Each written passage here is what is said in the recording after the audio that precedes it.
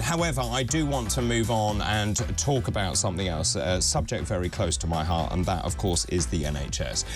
Obviously, we have more strikes coming from the senior doctors and from the junior doctors on the 2nd, 3rd and 4th of October. Already 1 million outpatient and inpatient appointments have been cancelled. Is it the envy of the world? I don't think it is, and I think things are going to get far worse. And there's another story this morning which is in the Telegraph, and that is that fewer than half of trainee GPs go on to work for the NHS full-time, according to a new report.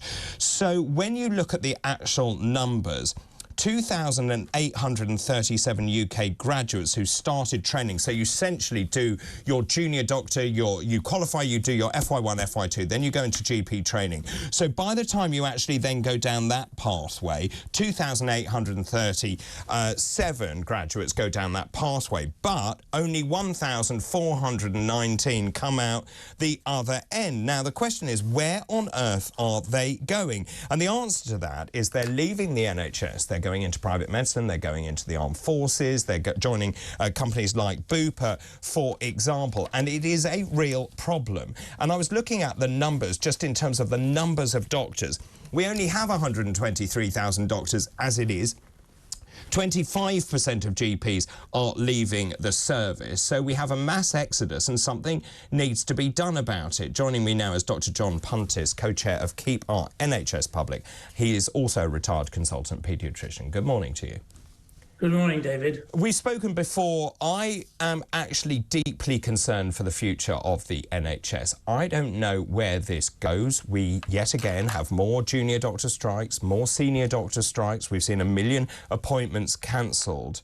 We're seeing doctors dropping out. As I said there, the GPs are also not, once they complete their training, they're leaving.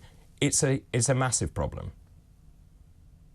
Yeah, yes, it is. I mean, the Common Select Committee report on the health service last year, chaired by Jeremy Hunt before he became Chancellor, said that the NHS was facing its biggest staffing crisis ever. You can't deliver patient care unless you have a well-staffed service. 170,000 people left the NHS last year. That was a 25% increase rise over the year before. There is a long-term workforce plan, which was long awaited, but very welcome. But, you know, that's not going to deliver for another 10 years or so, and it doesn't address some fundamental issues, one being retention, which is in urgent need of looking at, and the other is it doesn't look at social care absences and vacancies and the impact that has on the NHS. There's 165,000 vacancies in social care. So the Nuffield Trust report is interesting, I think, because they're saying long-term workforce plan, well and good, but what can we do now to improve the staffing situation? And I'm sorry, I missed some of the things you were saying because of poor internet connection, but no doubt you were quoting figures, and they're pretty striking. So 1 in 8 nurses, occupational therapists, physios and midwives starting training and not finishing it. And then 1 in 5 who do actually finish and go to work in the NHS, leaving within 2 years. And if you look at hospital doctors, those that get beyond the first few years training into core training, only 3 out of 5 of those are still in the NHS 8 years later. So there's this attrition rate at the moment, which is obviously extremely wasteful. And this is why the Nuffield have come up with one suggestion about writing off student debts after a period of time for people who work in the NHS. I think that's a very sensible suggestion. It's not going to dramatically change things, but it's one of those things which would help, I think. Well, I have been arguing this point for a very long time. I've said for a long time that actually the level of debt that you get into becoming a doctor, let's take the doctors as an example, is just unsustainable, because you have to pay so much money over such a long period of time, you'll never really repay it. And actually, surely what we should be looking at is saying, actually, as the NHS or as the government, we will underwrite your debt for every single year you stay in the NHS. So if you stay for 10 years, we'll write off the entirety of your debt. That way, we have an incentive to stay. One of the biggest problems, as well you know, is doctors and nurses and so on and allied healthcare professionals leaving, going to countries such as Australia, even though we train them here in Britain. Yes, that's undoubtedly true. Of course, it works the other way around as well. So if you look at where our nurses and doctors are trained, only 50% of our nurses and 40% of our doctors are trained in the UK. The rest come to us trained from other countries. But isn't the problem that actually we've been lacking in the numbers of doctors and nurses we're training? And we know that from the NHS plan, this is the one that Rishi Sunak unveiled, that essentially they want to double the number of med school places. They want to go up to 15,000 by 2031 from our current level of 7.5 or just over that at the moment. We've been nicking doctors and nurses from other countries for far too long. Absolutely. The NHS has always been dependent on people trained overseas. And the long-term workforce plan is welcome after about 17 years of not having a plan. But there are major concerns about it, as I've said, and one is funding. One is the length of time it's going to take to make a difference. The other is a lot of responsibility is now being devolved down to the local organisations, the ICS, at the same time as they're having to make 30% cuts in their running costs. They don't really have the staff and the expertise. So that also, I think, is another concern in terms of how staffing is managed. And it seems to me that essentially the staffing is the crucial part of the NHS. And money is going in at the top. And I keep saying this, it just doesn't reach the people that it should reach. It is leaching out in the middle. There are swathes of management that shouldn't be there. Is the NHS now such a monolith? As we have to treat people with chronic conditions, we have an increasing ageing population. Should we think about restructuring the NHS in its entirety? And I know that we've had multiple restructurings, but I don't see that chucking money at this problem makes it better.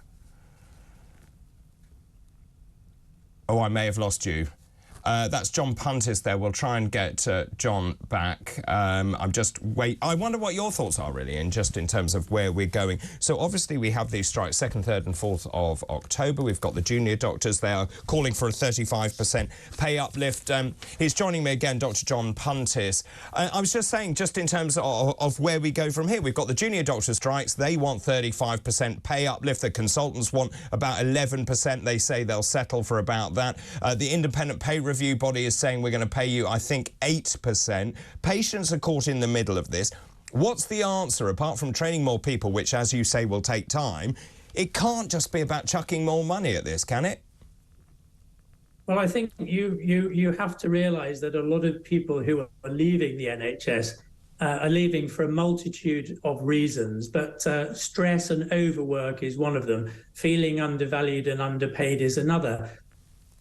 And I think there has to be serious negotiations about increasing pay. I think that's absolutely essential. The workforce have to feel that they're cared for, respected, and that they're given a decent remuneration. But so can I just ask you then, in terms of the independent pay review body, they have actually said, and they are meant to be independent, they've given their interpretation of what they should be given. The junior doctors holding out for far more than that, 35%. I just don't buy this. I just don't buy that you can have a 35% pay increase. Where I think you can improve conditions, and I know this having been in the service, is to give hot meals, to make sure the staff feel valued. That, I think, would go a lot further.